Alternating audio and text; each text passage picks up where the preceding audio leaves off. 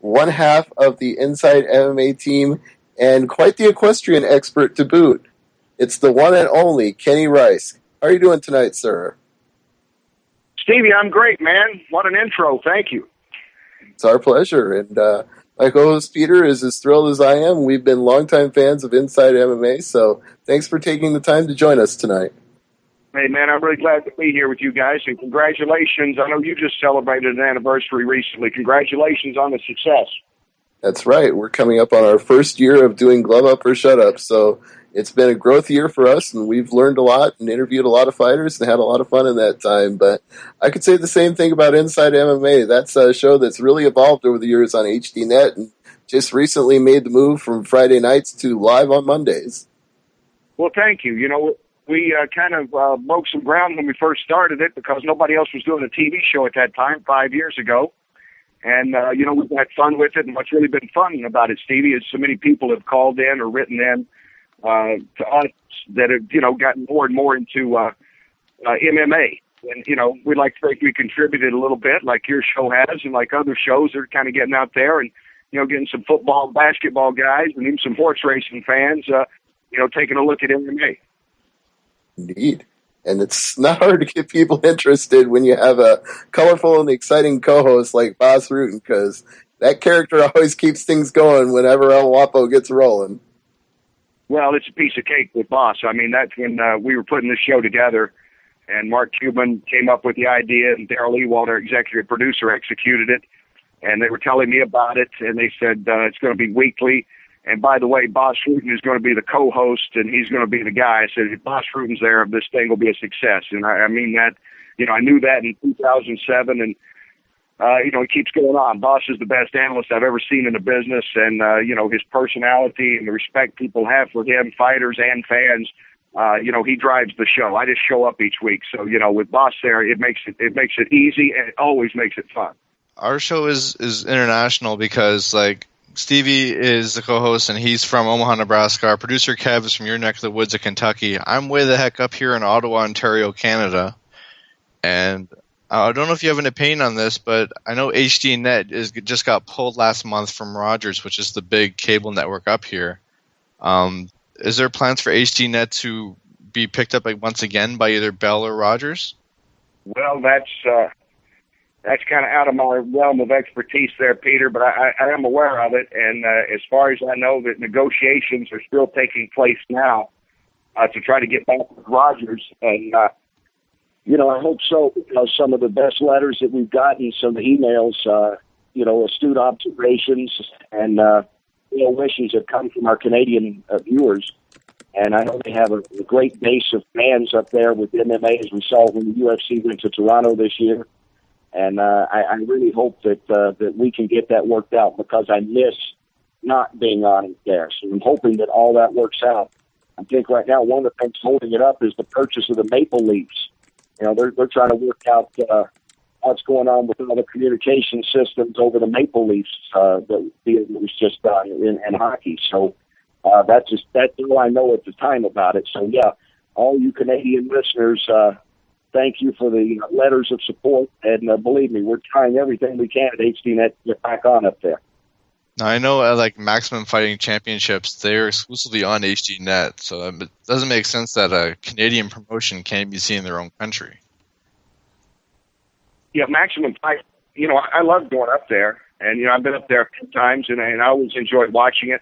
I think that they have done as good a job as anybody, having, you know, Mark Pavlich has put together a really solid and always entertaining show. And, you know, if you look at somebody and say, I'm not going to compete with the UFC, but I'm going to have real solid shows, and the fans are going to get their money's worth, and the viewers are, you know, I think that the role model for that is the Maximum Fighting Championship. I believe that they're the best deal going out there right now.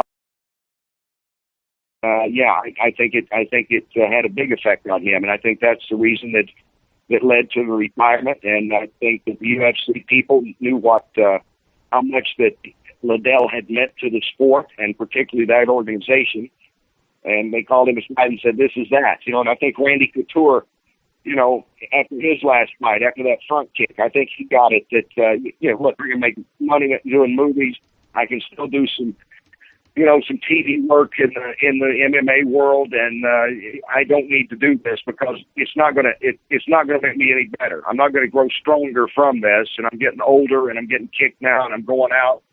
And I think that led to both those legends' wives calling quits this year. And there's so many fighters I feel the same way about that very issue. Like Jens Pulver is such a charismatic, such a likable guy. He cries and the fans cry with him because they get that invested in him emotionally that it just gets to the point where you wish they would transition into another phase of their career. Be a manager, be a trainer, be a spokesman, be a person that appears at Legends conventions and does autograph signings. Don't be in the ring getting knocked out anymore if you don't have to. Yeah, you'd like to, you wish that they would be able to do that. I think Chuck and Randy probably financially were the two guys that were able to do that. I mean, let's face it, guys, a lot of these fighters, even former UFC champs or guys that have been, well known in the sport, I'm not sure they really made that much money. When they were still fighting in the days, some of them when, 5 or 10 grand was a pretty nice paycheck for a night's work. And, we saw in the last 2 weeks, Jens Pulver lose another fight. And I don't know, I'm guessing here, but you help me out on this. I think Jens is something maybe like two for his last 6 fights or something like that. And he's kind of flirted with retirement on 2 or 3 occasions. Don Frye fought, of all things. Don Frye fought about a week and a half, 2 weeks ago and got knocked out. You just hate to see it. I mean, it doesn't make sense to me, but then I don't know how much of it is financial. I don't know how much these guys just don't want to do anything else but fight. But again, I think with some of the skills that they have and they've exhibited, I'd love to see these guys become coaches. I tell you what, I'd really like to see them become judges. I'd like to see them go to some of these athletic commissions because they need guys like that to be judges who know the all-around MMA game and are not just wrestling background guys or boxing background guys. Right. And to what you said about Pulver, he's 3-7 in his last 10 fights. And in fact, his loss a couple of weeks ago was in my neck of the woods in Kearney, Nebraska, where he got KO'd by a knee. So that's 2 out of his last 3 that he's lost, 1 by rear naked and 1 by KO. So not the greatest of times for Jens Pulver. Yeah, and I like Jens a lot, but he worked one of the early international fight league shows we were doing. He was the analyst on a couple of them. And, Stevie, you were mentioning horse racing. Jen's parents are big in horse racing. They train horses. His parents, they were jockeys and trainers, and he's got that background. And we have a mutual friend in Gary Stevens, the Hall of Fame jockey. So, in a small world department, Jens and I talked a lot about horse racing when I first started in MMA, and I learned a lot from Jens as well. I really like him, and he's one of the pioneers. And you just hate to see any great athlete, no matter what the sport, struggle at the end. And I know it's easy for all of us to say, and harder for the fighters to say, I just can't do this anymore. But you wish that somebody close to him could take him aside and say, do you need this punishment? I think you could do some other things and still stay around the sport as a coach or as a judge or, TV work or something. And I wish that, I would wish that for Jens because I like him a lot. We'll see how Arlotsky keeps doing. I'd wish that for him because I think he's a good guy as well. And I sure wish Don Frye would go back to the movies. He was in that Johnny Depp movie last year, the one he played John Dillinger. Don didn't have a speaking role, but he's on camera a lot. And I wish that he would think about something like that because you just don't want to see these guys go out that way. You don't want to see the hockey player, no matter who your favorite hockey player was at one time. You don't want to see him out there just obviously just getting pounded to the boards now and steps slow and can't get to the top. Nobody wants to see that.